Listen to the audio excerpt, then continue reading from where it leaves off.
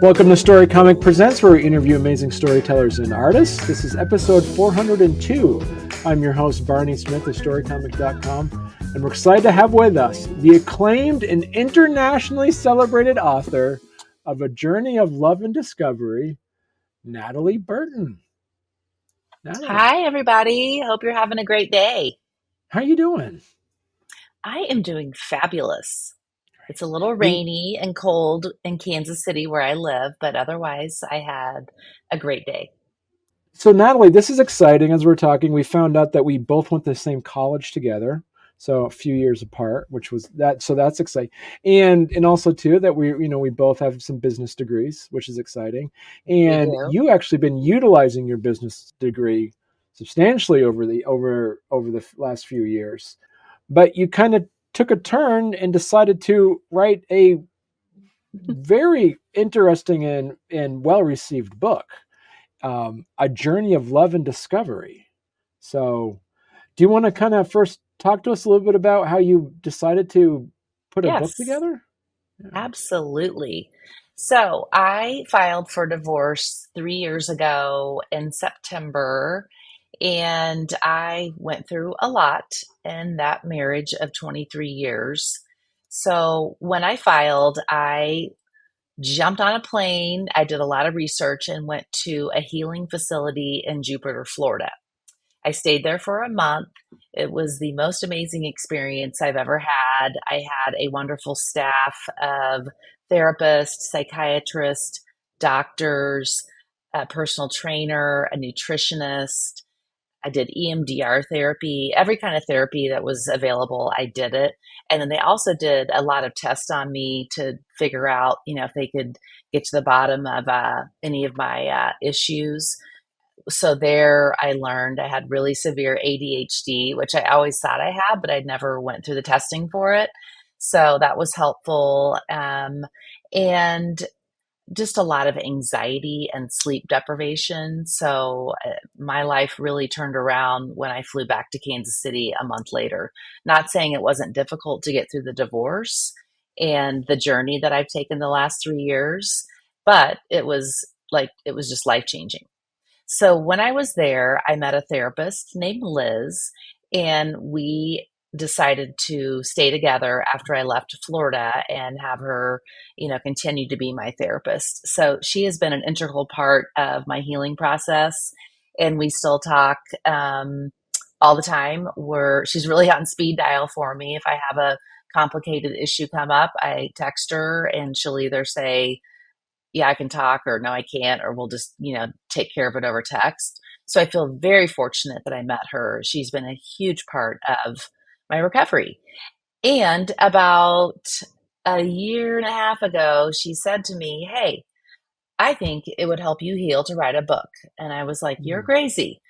So, but the more I thought about it, I started journaling, and then it turned into an outline. It turned into a Google Doc, and I just started like going for it. So that's really how it started, and I really dedicated a whole year to put everything in words, and then I hired Amazon to do all the editing Oh, and wow. publishing, and Yeah, I've been really happy with my experience. I'm trying to wrap my head around this. Is this an autobiography, a biography, or a memoir, or is it because the character in the book is named Natalie as well? Yes. So it started out nonfiction, and Amazon helped me kind of work through that. They thought it would be better fiction. So it is, it's based on my story, but there definitely are fictional characters and fictional aspects to the story. So those that know me best will know, what's fiction and what's not. But Okay. I'm happy I ended up going that route. So, what message do you hope readers take from Natalie's journey through some of these emotional struggles she's been doing?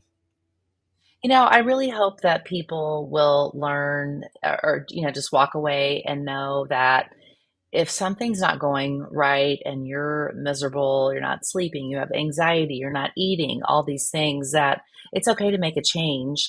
And you're really going to have to put a lot of work and effort into that, whether it's therapy or, you know, getting on some medication, and then learning to gain your confidence back was huge. I literally had none about 10 years, the last 10 years of my marriage, and it's really taken me in the last year I become so much more confident. So I just want people to know life isn't perfect, and you can change it. It's going to Mm. be okay. And so you mentioned this was also writing this book was also a form of therapy for you. Absolutely. It was super emotional. You forget things that happened, and then you start writing about it, and it's painful and a lot of tears, and but yeah, it was very therapeutic. And right now I'm doing the audio version for Amazon, and it's really hard to go back and read the chapters, and some of it's fine, but a lot of it's difficult. It's hard Mm. stuff. What have you learned about yourself as an author from this process? Well, it's a lot of patience, and I would say that's the one virtue that I'm not really good at. But yeah, I mean, it almost became a little depressing to me, especially the winter months in Kansas City. And, I would find myself jumping in my car. I have a home at Lake of the Ozarks in Missouri, and just going down there to change the scenery, or going to coffee shops, or, whatever it was. I had to get out of my space and, just find, new lighting, and, what environments, whatever it was. And so part of the book talks about some of the therapy that Natalie goes through. And how was it like to actually write some of the therapies in a third person perspective instead of a living it through a first person perspective? It was really hard. Yeah. Um, and to answer one of your questions from earlier, yes, my name is the only real name. All the other names are fictional. But yeah, I mean, it was really hard to do that. But Yeah. just took a lot of patience. Yeah. The support Natalie receives from characters like Ethan is crucial to her growth. So, how did you develop these supportive dynamics, and what role does love play in the healing process? I think I get goosebumps. I think love is truly so special and amazing. And I really didn't know, coming out of my divorce, if I ever wanted to get married again. Will I ever be able to love again? It was just like a daunting thought in my head, and it did happen for me. So that was really exciting. And so yeah, it can be overwhelming, but it can happen. And I want people to know that. And it may not stick, but you can love again. And I think that's really amazing. Well, and also, like you mentioned too, like the book captures Natalie's journey of self discovery and redefining personal worth. Uh, how does she come to terms with her past, and what does she learn about herself along the way? Then, I think what I learned in Florida when I was in Jupiter is you have to learn how to put all those bad thoughts and things that happen to you in a rear view mirror. That whole analogy really made sense to me. Put it back here, it's behind you, and you can only look forward. So that's what I did, and that took a lot of work, but it really does. It helps, and I don't live in the past. I only live in the future, and I'm so excited for what my future holds. hmm. So, And so so, I just became an empty nester. So it's like a whole new, like, it's just a new exciting life that I was really dreading. I was like, how am I going to do this? well, in a way too, it's like like this is kind of like a new baby for you too. This book. Right. Yeah. Absolutely. And I spend a lot of time promoting it. And sometimes I think, is this worth it? It is, but it's a lot of work when you have a day job too. Right. And now, because it's a fictionalized account of some real experiences you're having, did you have to, even through editing and feedback, did you have to fictionalize some of the stuff to make it more bold and exciting, or did you have to, not this saying it wasn't bold and exciting, your life Right. was obviously bold and exciting, but did you have to like omit certain things, or just like um uh or just like enhance certain scenes to make Absolutely. the chapters turn. Absolutely. Yes, we for sure. I think that's why it was apparent to me that it needed to be fiction, just to give it a little spice in some places. And yeah, and some things I didn't want to write about. And some things you forget because if you go through the intense therapy that I did, a lot of it through EMDR therapy is you are letting it go and it Mm, might not pop in your head. Just the more people ask me questions and I'm like, oh my God, I forgot that happened too in college. And I didn't even write about that. And because I have like healed from it. So it's pretty interesting. That's why I like journal everything and thinking about a sequel and just constantly writing down notes and so I don't forget. right. Oh, explain a little bit about, you just mentioned EMDR for our listeners and viewers that might not be familiar with that. What Sure. can you explain what that is? So it's a therapy, it's very specialized, and you really have to have somebody that's well trained in the therapy. But it's basically, I refer to it as hypnosis. I can't say that. So they're literally like doing that. You have to decide what topic you want to talk about. First of all, I would come in with like my first one. I had 10 topics on a list, and then she just kind of starts going through them and whatever one comes up in that hour, that's the one you focus on and try to heal from and get rid of. But it's literally like the therapist is doing this in front of your eyes and like you can all of a sudden just start crying and get super emotional about one of the topics that you want to let go of. Hmm. It's pretty amazing. I have not done it since I left Florida because I really don't feel like I need to, but it's really amazing. Well, hey there. If you're enjoying our podcast, don't forget to subscribe on YouTube or leave us a 5-star review on your favorite podcast platform. Your support means the world to us and helps us keep this show going. We love hearing from you, so any feedback is welcome. And thank you for being a part of our podcast family and for all your support. It truly means a lot to us. Does this book also kind of reflect the power of how important mental health is? 100%. Mental health is so huge these days. And I even look at all these college kids where, my boys and my boys' friends, and it just makes me sad how, depression and anxiety it's just so out there with all these kids. But I really didn't understand mental health until 7 years, into my 7 years before I filed. And it's a thing and it has to be addressed, and a lot of people hide it and aren't comfortable talking about it. And I am extremely open about it because I went through a lot and so many people, do. And it's a real thing. And we all have to work really hard to get through those hard times and heal. Your book, A Journey of Love and Discovery, also has some moments of joy and romance and humor. How do you balance these lighter moments with the story's more intense themes?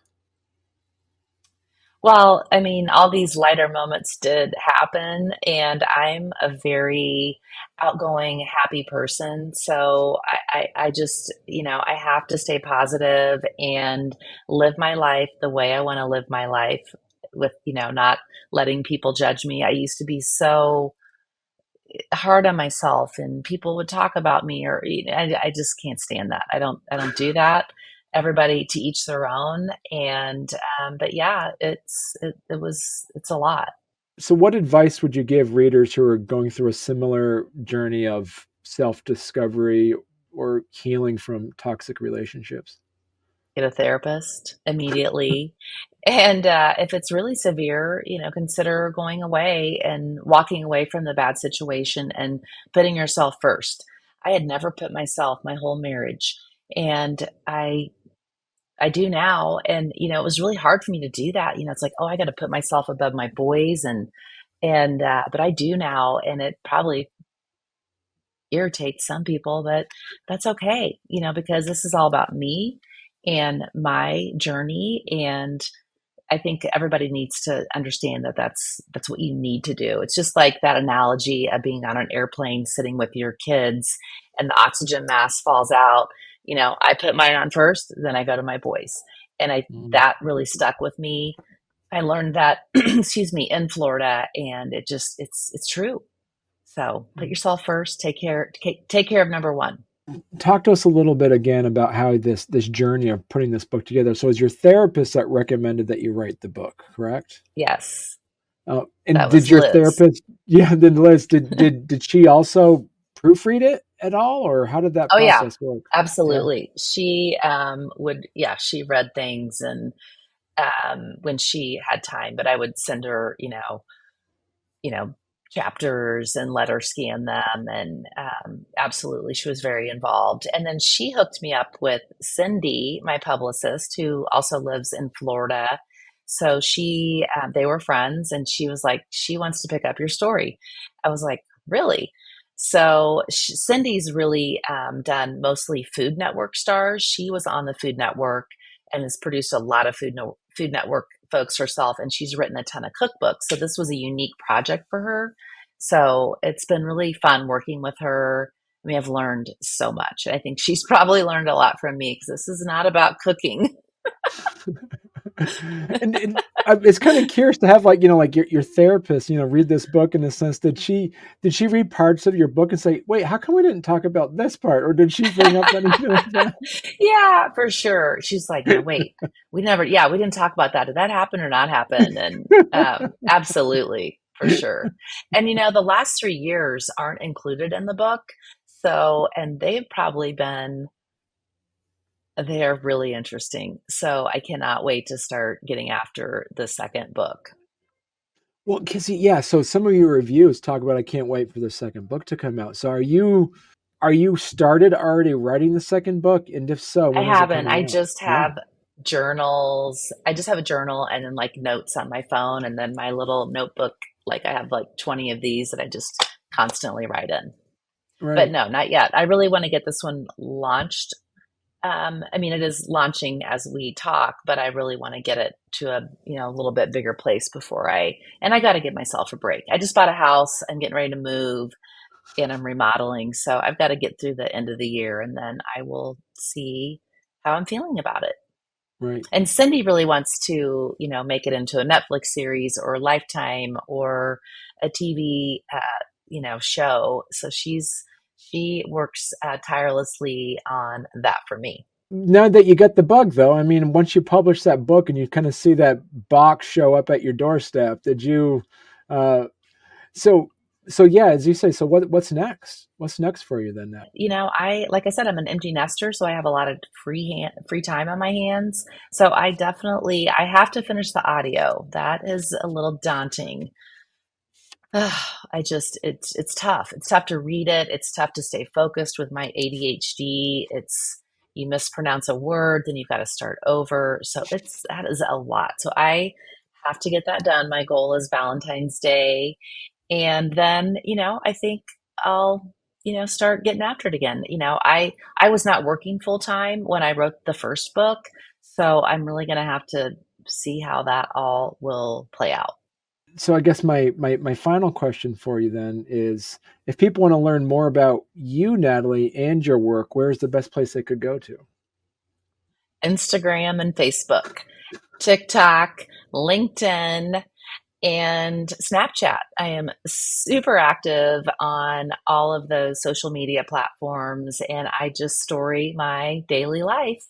And you can either like it or not like it. I have a lot of followers on Instagram and I have fun with it. And I hope the things that I discuss, it's not all my book. It's a lot about my working out. It's a lot about eating fast food because that's what I do for a living.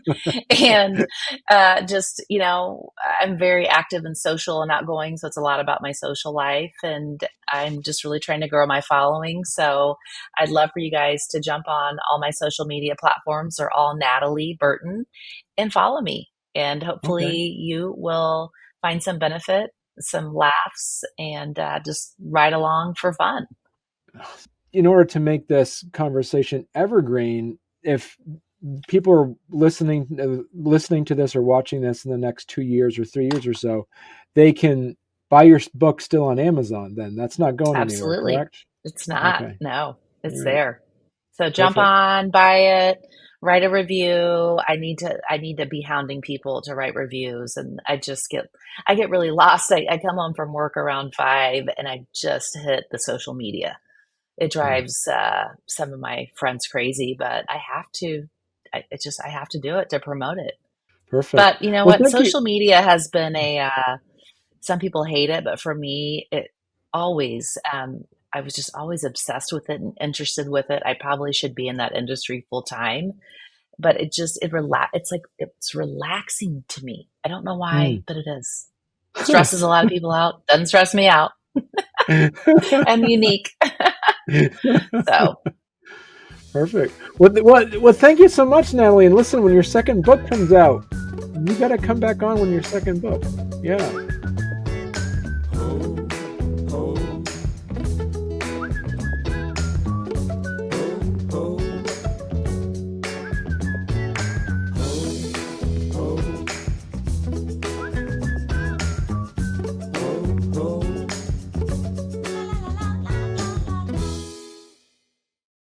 Oh, there you go. And so I noticed too is that as we're talking, I didn't put our uh, name tags on here. So I need to do that now. So this is the best part about this, Natalie. I get to edit this later. So I can oh, see, yes, boom. exactly. There, perfect. Look at that. See? All I'm gonna right. take a picture of And that.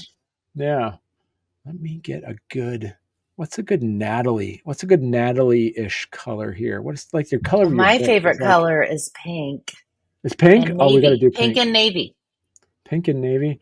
My, oh, that's way too pink. Let me get a little bit, that's too pinkish. That's, how about that? That looks good. Does that look good? Yeah, perfect. Yeah. All right. Here we go. All right. I like doing the bubbles too. It's like this. There we go. Yeah, Perfect. I like it. All right. Yeah. So